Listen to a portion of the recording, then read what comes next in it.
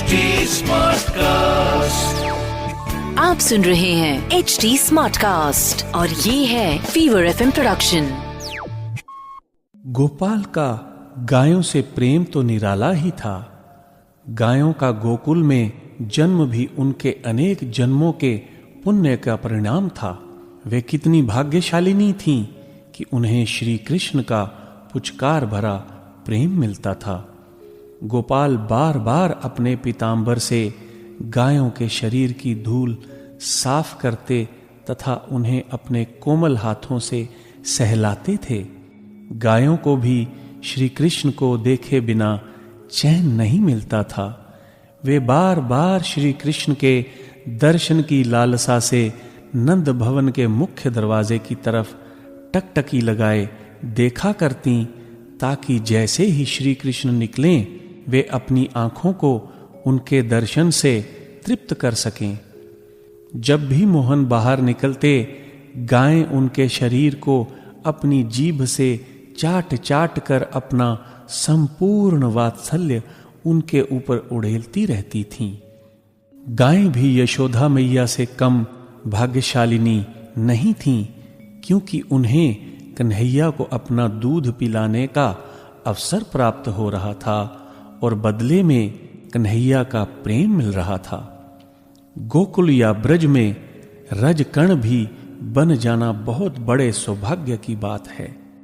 रसखान ने भगवान से याचना करते हुए कहा है, जो पशु हूं तो कहा बसु मेरो, चरो नित नंद की धेनु मझारन, पाहन हूं तो वही गिरी को जो, धर्यो कर छत्र पुरंदर धारन। कन्हैया गायों को मां की तरह ही प्यार करते थे। इसी से मौका मिलते ही उनके पास चले जाते थे। एक दिन कन्हैया सुबह सुबह नंद भवन से निकलकर गौशाला में पहुंच गए।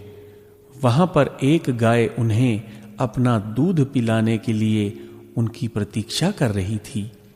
वात्सल्य स्नेह से उस गाय का दूध अपने आप चू रहा था। गाय की दृष्टि एक टक नंद भवन के दरवाजे पर लगी थी, ताकि श्री कृष्ण बाहर निकलें और वह उन्हें अपना दूध पिलाकर अपना जीवन सार्थक कर सके। कन्हैया उसके पवित्र प्रेम की उपेक्षा भला कैसे करते। वे नंद भवन से निकलकर गौशाला में सीधे उस गाय के पास पहुंचे और उसके थन में मुंह लगाकर उसका दूध पीने लगे। इधर यशोदा जी कन्हैया को चारों तरफ देख रही थीं। वे बार बार गोपाल को पुकार रही थीं, कान्हा, ओ कान्हा, तू कहां गया? अरे जल्दी से आ भी जा, मैं कब से तेरी प्रतीक्षा कर रही हूं। लेकिन कन्हैया होता तब न सुनता। वह तो अपनी गैया मां का दूध पी रहा था। यशोदा उसे पुकारती हुई सोच रही थी, पता नहीं लाला कहां चला गया। उसने अभी तक कलेवा भी नहीं किया है। खिड़की से बाहर झांक कर उन्होंने देखा कि कान्हा गैया माता के थन में मुंह लगाकर दूध पी रहा है। गाय कन्हैया का सिर चाट रही है। यशोदा मैया ने कहा कि गैया मां, तू धन्य है। मैं तो अभी कन्हैया के कलेवा की चिंता कर रही थी और तूने तो उसे दूध भी पिला दिया। मैं तुम्हें शत शत नमन करती हूं। आप सुन रहे हैं HD स्मार्ट कास्ट और ये था fever FM production. HD smart cast.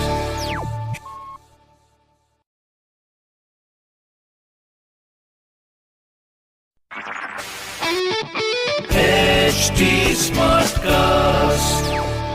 आप सुन रहे हैं HD स्मार्ट कास्ट और ये है फीवर FM प्रोडक्शन। एक दिन नंद यशोदा के यहाँ एक तत्वज्ञ ब्राह्मण आए। वे भगवान के अनन्य भक्त थे। उन्हें देखकर यशोदा मैया को बड़ा ही आनंद हुआ। मैया ने बड़ी ही श्रद्धा भक्ति से ब्राह्मण के पैर धोकर उन्हें बैठने के लिए सुंदर आसन दिया। कन्हैया को बुलाकर उन्होंने विप्र देवता के चरणों में साष्टांग प्रणाम करवाया। कन्हैया को देखते ही ब्राह्मण देवता आश्चर्यचकित रह गए। उनके नेत्र एकटक उस भुवन मोहन की छवि माधुरी में डूबते उतराते रहे। फिर अपने आप को संभाल कर उन्होंने कहा, यशोदा, तुम्हारा लाला कोई साधारण बालक नहीं है, ये तो कोई अवतारी पुरुष लगता है। इसका सुयश गाकर युग युग तक लोग भव सागर से तरते रहेंगे। मैया ने कहा, ब्राह्मण देवता, आप कन्हैया को आशीर्वाद दें कि भगवान इसकी हर विपत्ति में रक्षा करें। ब्राह्मणों का आशीर्वाद अमोघ होता है, इसीलिए आप इस बालक पर कृपा करें। भगवान, बचपन से ही इसके ऊपर एक से एक विपत्ति आ रही है। पता नहीं विधाता ने इसके भाग्य में क्या लिखा है। ब्राह्मण ने कहा, यशोदा, तुम्हें इसकी चिंता करने की कोई जरूरत नहीं है। यह बालक गौ, विप्र तथा धर्म का संरक्षक होगा। संसार की कोई विपत्ति इसका कुछ भी नहीं बिगाड़ सकेगी। इसका तो नाम लेकर लोग संपूर्ण विपत्तियों से मुक्ति पा जाएंगे। यह बालक दुष्ट संहारक तथा भक्त उद्धारक होगा।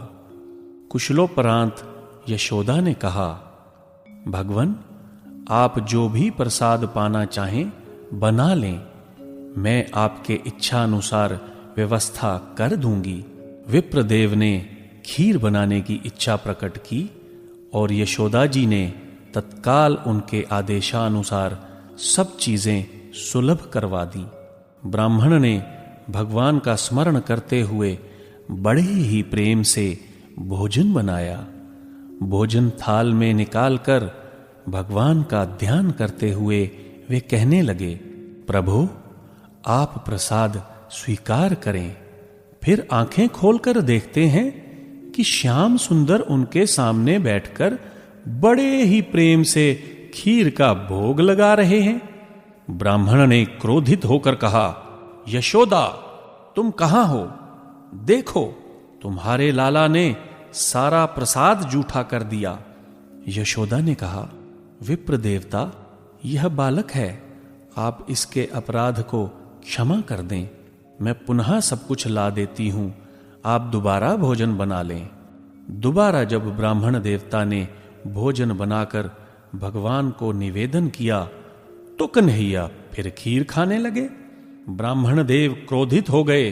उन्होंने कहा, यशोदा, तुम्हारा लाला बड़ा नटखट है। यह बार बार भोजन जूठा कर देता है। अब मैं तुम्हारे यहां भोजन नहीं करूंगा। लो, संभालो अपने लाला को, मैं तो चलता हूं। यशोदा ने बहुत अनुनय विनय करके विप्र देवता को मनाया और कन्हैया को डांटते हुए कहा, कान्हा, तू क्या चाहता है? अतिथि बिना भोजन किए लौट जाएं? कन्हैया ने कहा, मां, इसमें मेरा कोई दोष नहीं है। ये बार बार भोग लगाकर मुझे बुलाते हैं और जब मैं प्रसाद पाने लगता हूं तो नाराज हो जाते हैं। ब्राह्मण देव भक्त तो थे ही। वे प्रभु को पहचान कर उनके चरणों में गिर पड़े और कहा, प्रभु, मुझे क्षमा करें, मैं आपको पहचान न सका। यशोदा अवाक होकर देखती ही रह गईं। आप सुन रहे हैं HD स्मार्ट कास्ट और ये था fever FM production. HD smart cast.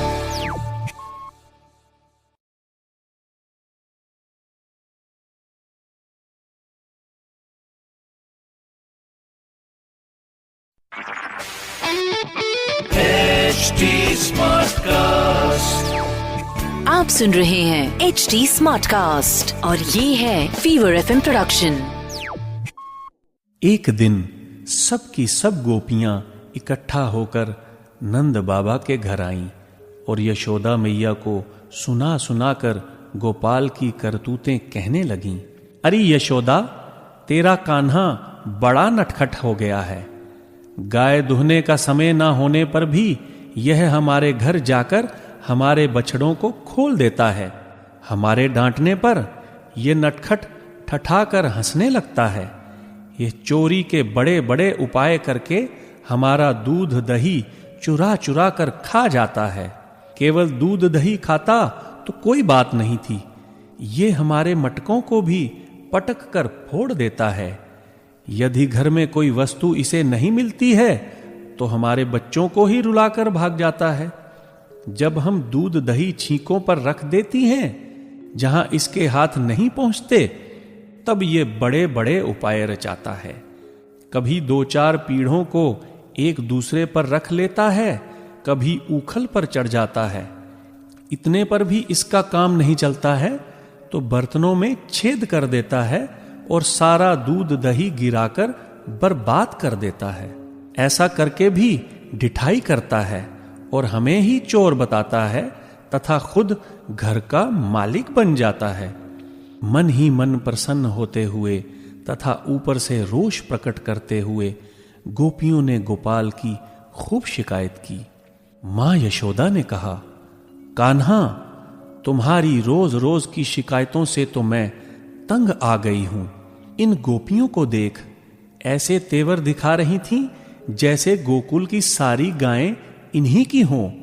Gopal, हमारे यहां दूध दही की क्या कमी है जो तू दूसरों के यहां जाता है? आज से तुम इनके दरवाजे पर कभी मत जाना।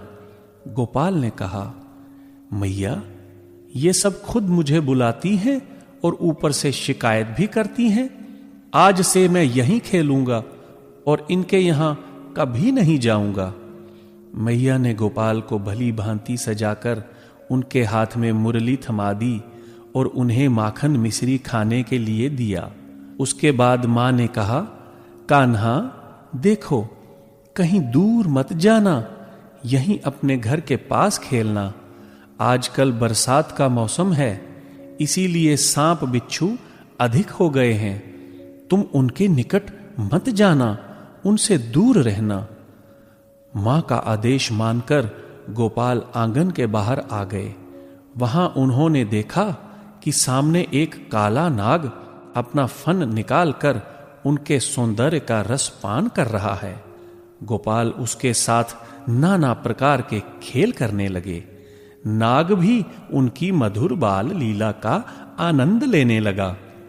थोड़ी देर बाद कन्हैया को देखने के लिए यशोदा बाहर आईं और गोपाल को नाग के साथ खेल करते देखकर डर गईं।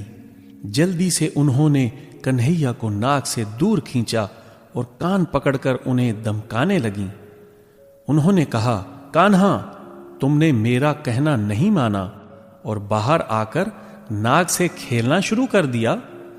आज मैं तुम्हें दंड दिए बिना नहीं छोड़ूंगी। कान्हा भयभीत नजरों से मां की तरफ देखने लगे और क्षमा मांगने लगे। काल भी जिनसे भयभीत रहता है, ऐसे त्रिलोकीनाथ आज मां के सामने भयभीत खड़े हैं। आप सुन रहे हैं HD स्मार्ट कास्ट और ये था fever FM production. HD smart cast.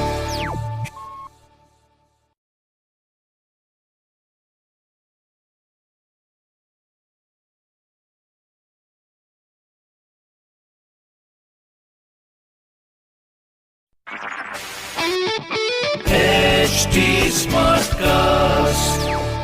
आप सुन रहे हैं HD स्मार्ट कास्ट और ये है फीवर FM प्रोडक्शन। एक बार मोहन दूध पीने के लिए मां यशोदा की गोद में चढ़ गए। वात्सल्य स्नेह की अधिकता से मां के स्तनों से अपने आप दूध झरने लगा। वे मोहन को दूध पिलाते समय उनका मंद मंद मुस्कान युक्त मुख निहारने लगी। इतने में अंगीठी पर रखे हुए दूध में उफान आया। उसे देखकर यशोदा जी मोहन को अतृप्त छोड़कर जल्दी से दूध उतारने के लिए चली गईं। इससे मोहन को क्रोध आ गया। उनके लाल लाल होंठ फड़कने लगे। उन्होंने पास पड़े हुए लोढ़े से दही का मटका फोड़ डाला तथा वहीं पर उल्टा पड़े हुए ऊखल पर चढ़ गए और छींके पर रखा हुआ माखन बंदरों को बांटने लगे। उन्हें यह भी डर लग रहा था कि कहीं मेरी चोरी खुल ना जाए, इसीलिए चौकन्ने होकर चारों तरफ देखते भी जाते थे। यशोदा जी ने औटते हुए दूध को उतारकर एक तरफ रख दिया, फिर दूसरे घर में आईं। वहां देखती हैं कि दही का मटका टुकड़े टुकड़े हो गया है। वे समझ गईं कि ये सब मेरे लाला की करतूत है। इधर उधर ढूंढने पर यशोदा मैया ने देखा कि श्री कृष्ण ऊखल पर खड़े हैं और मटकों से माखन निकाल निकाल कर बंदरों को खिला रहे हैं। बंदर भी बड़े ही प्रेम से कन्हैया के हाथ से माखन लेकर खा रहे हैं, मानो जन्म जन्मांतर के भूखे हों। भूखे क्यों नहीं रहते? उन्हें परमात्मा के हाथ का प्रसाद जो मिल रहा था, इसके लिए कई जन्मों तक उन्होंने तपस्या की थी, तब जाकर ये दुर्लभ सौभाग्य प्राप्त हुआ था। ऊखल पर निश्चिंत खड़े होकर श्री कृष्ण माखन बांट रहे थे, मानो रामावतार में जो वात्सल्य का वितरण बाकी रह गया था उसे पूरा कर रहे हों। यह देखकर यशोदा जी पैर दबाए हुए पीछे से धीरे धीरे उनके पास जा पहुंची। जब श्री कृष्ण ने अपनी मां को हाथ में छड़ी लिए हुए देखा तो ओखली पर से कूद कर भागे। बड़े बड़े ऋषि मुनि भी करोड़ों जन्मों की तपस्या के बाद भी जिन भगवान की लीला में प्रवेश नहीं पाते हैं, उन्हीं भगवान को पकड़ने के लिए यशोदा जी दौड़ी। उनके हाथ में छड़ी थी तथा उनकी आंखें क्रोध से लाल थीं। श्री कृष्ण अपनी भयभीत आंखों से मां की तरफ देख रहे थे। उन्होंने सोचा कि जब मां ही पीटने के लिए तैयार है तो मुझे कौन बचाएगा। उनके नेत्र भय से व्याकुल हो रहे थे। मां ने डांटते हुए कहा, अरे वानर बंधो, अब तुझे माखन कहां से मिलेगा? श्री कृष्ण ने दूर से ही कहा, मैया मुझे मत मार। माता ने कहा, लाला यदि पिटने का इतना ही भय था तो मटका ही क्यों फोड़ा? श्री कृष्ण ने कहा, अरे मैया अब मैं ऐसा कभी नहीं करूंगा, तू अपने हाथ की छड़ी नीचे डाल दे। मां ने कहा, आज तो मैं तुझे ऐसा दंड दूंगी कि तू ना तो ग्वाल बालों के साथ खेल सकेगा और ना माखन चोरी का ऊधम ही मचा सकेगा। भला यदि कोई असुर अस्त्र शस्त्र लेकर आता तो भगवान सुदर्शन चक्र का स्मरण करते, लेकिन मैया की इस छड़ी के लिए उनके पास कोई उपाय नहीं था। वे मां के वात्सल्य स्नेह से विवश जो थे। आप सुन रहे हैं HD स्मार्ट कास्ट और ये था fever FM production. HD Smartcast. 150 years of breakthroughs, milestones, and triumphs. 150 years of Children's National Hospital. 150 years of generous community support. You can give kids a future where they get freckles instead of chemotherapy and paper cuts instead of surgery. Children's National Hospital. 150 years stronger with your help. Please give today.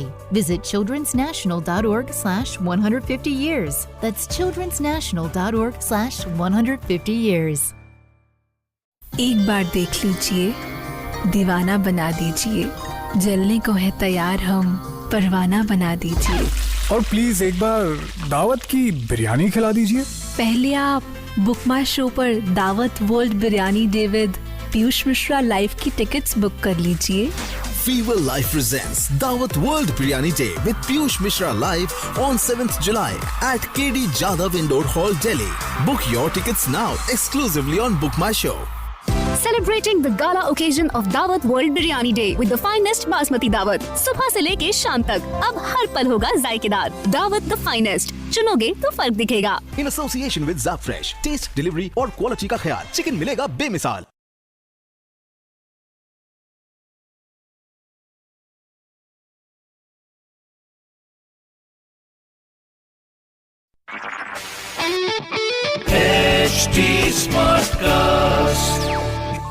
आप सुन रहे हैं HD smart cast और ये है fever FM production.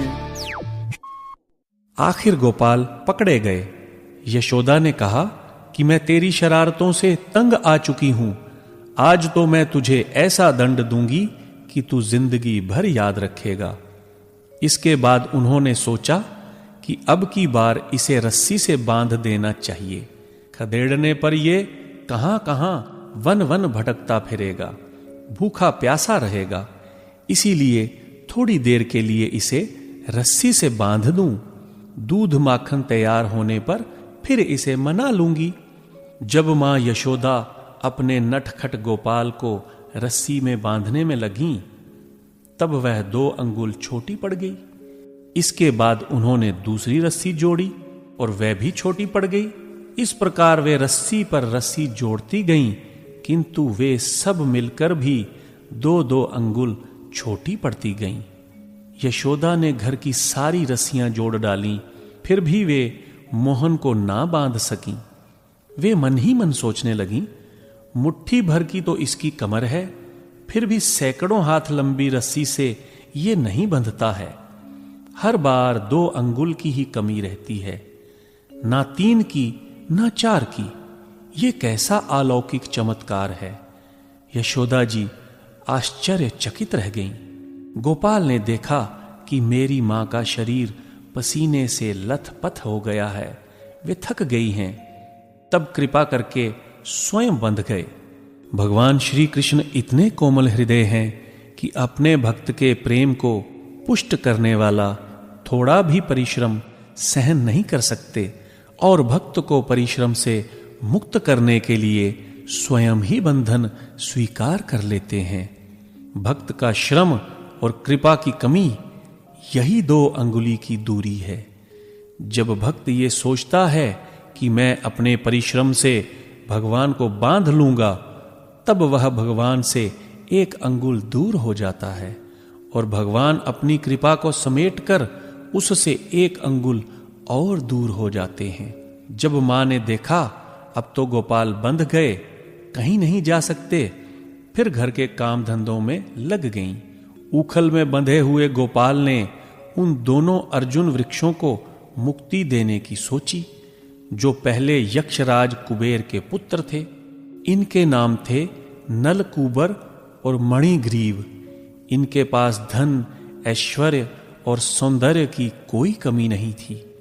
इनका घमंड देखकर ही देव ऋषि नारद ने इन्हें श्राप दिया था और वे वृक्ष हो गए थे। भगवान श्री कृष्ण ने सोचा, ये दोनों मेरे प्रिय भक्त कुबेर के पुत्र हैं, इन्हें वृक्ष योनि से मुक्त करना चाहिए। इसीलिए श्री कृष्ण ने धीरे धीरे उखल खिसकाते हुए दोनों वृक्षों के बीच अड़ा दिया। दामोदर भगवान गोपाल की कमर में रस्सी कसी हुई थी। उन्होंने उखल को ज्यों ही तनिक जोर से खींचा, त्यों ही वृक्षों की जड़ें हिल गईं। दोनों वृक्ष बड़े जोर से तड़तड़ाते हुए पृथ्वी पर गिर पड़े।